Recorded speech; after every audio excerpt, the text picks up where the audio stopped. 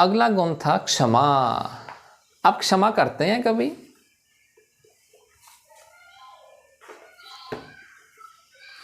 करते हैं क्षमा। किस तरह से करते हैं? किसी ने कोई नुकसान कर दिया, गलती कर दी, नहीं, किसी लेने की भी सोचते हैं ना, छोड़ो परे। छोड़ो परे। अब उसमें जो छोड़ो परे है वो उसने, यानी मान दो कारण हो सकते हैं कि भाई एक हमसे बड़ा है तो हम उसको क्या भाई माफ़ी देंगे, तो हमने नमस्कार कर लिया। जैसे मान लो कोई MP MLA आपके सामने आ जाए, कुछ वो गलत कर जाए तो आप क्या बोलोगे?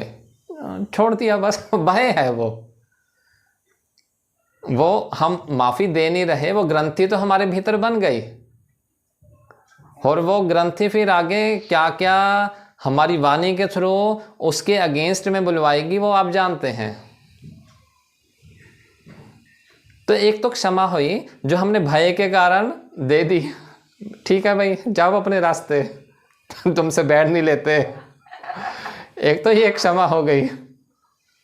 पर ये क्षमा थोड़ी खतरनाक है क्योंकि ग्रंथि बनाती है। ग्रंथि मैंने गांठ बना देगी, आपने ये महसूस किए होंगे।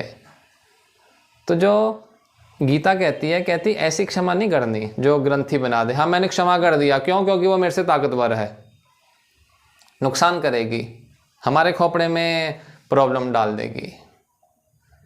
एक क्षमा होती है आपने महसूस किया, हाँ इतनी गलती नहीं थी, मैंने ज़्यादा बोल दिया इसको,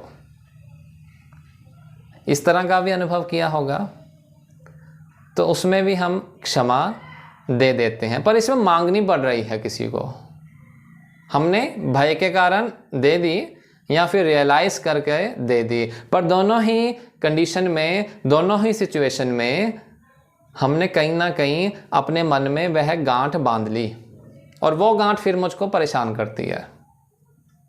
और जब वो गांठ मुझे परेशान करती है तो मेरा ब्लड प्रेशर बढ़ाती है और कुछ नहीं करती। तो यदि ब्लड प्रेशर की गोली नहीं खानी, नहीं बढ़ाना, नहीं कम करना, नॉर्मल रखना है तो क्षमा करते चलो भाई। पर वो क्षमा करोगे कैसे? वो थोड़ा सा आपको तपश्चर्या करनी होगी, उसके लिए साधना करनी पड़ती है। दूसरों को ही क्षमा करना है केवल, अपने को नहीं करोगे, या अपने को दोषी ठहरा लिया जाए हमेशा? हर बात पे थोड़ा अपने को दोषी दिलाए। हाँ, अपने को सबसे पहले क्षमा दे देनी है, क्योंकि यदि अपने को भी हम क्षमा नहीं देंगे ना तो वह भी एक ग्रंथि बना देगी। अब जब वो ग्रंथि बनाएगी तो बंदा आत्मग्लानि में ज़्यादा जाएगा, आत्म विश्लेषण में नहीं जाएगा। तो श्री कृष्ण क्या कह रहे हैं? क्षमा, अपने को भी क्षमा करिए और दूसरे को भी क्षमा कीजिए। क्योंकि यदि हम अपनी बुराई देखेंगे ना तो फिर दुखी हो जाएंगे, और यदि दूसरे की अशुद्धि देखेंगे तो मन में वैसा संस्कार बन जाएगा।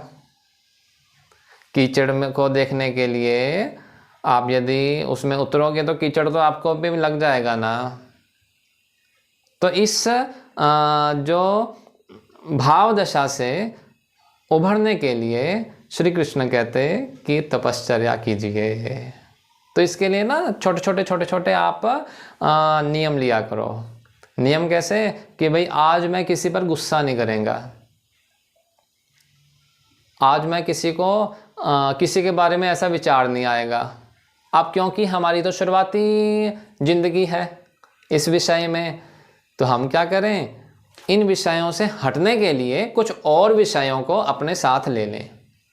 जैसे अभी आप ये सब श्रवण कर रहे हैं, गीता का पाठ सुन रहे हैं आप, बीच में हनुमान चालीसा भी सुना।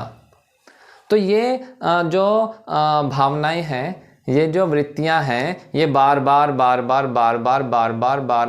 हमारे मन में इनका रिपीटिशन होता रहे, इनका पुनरावृत्ति होती रहे। जब इनकी पुनरावृत्ति होती जाएगी तो इसका संस्कार डेवलप हो जाएगा, और जब इसका संस्कार डेवलप हो जाएगा तो हम वैसे कर्म करना शुरू कर देंगे। रिवर्स नहीं हो सकता, क्योंकि रिवर्स होगा तो उससे पहले तो गांठ बन गई, और यदि गांठ बन गई यानी काम तो हो गया। यानी कि आग जल गई फिर उसको आप नहीं कर सकते भाई, प्रॉब्लम यही है। लकड़ी जल जाए क्या करोगे, दोबारा से लकड़ी बना पाओगे क्या? नहीं बन पाएगी। तो ये क्रोध की जो अग्नि है, यदि ये प्रज्वलित हो गई हमारे मन में तो वो मन को फिर खाकर ही छोड़ेगी। तो इस अग्नि को थोड़ा सा ठंडा रखो। कैसे ठंडा रखो? ज्ञान के शीतल जल से।